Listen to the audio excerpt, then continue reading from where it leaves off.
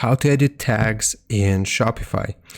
So what we need to do is go to products here from the left hand side and then choose the product for which we want to edit the tags. I'm going to show you two methods. So for the first one, I'm just going to highlight this product, and then what I'm going to do is click on the three dots here for more actions. And if we scroll down, we can see this option to add tags or remove tags. If I click on add tags here, it will show me a list of my available tags, and I can just highlight it and click on save. Now, another way of how we can edit the tags here for a specific product is by clicking on the product itself. And then from the right hand side here, you will be able to see a section for tags. Here we can create any tags that we want. So for example, phone, and you will be able to see that we can add this as a tag here.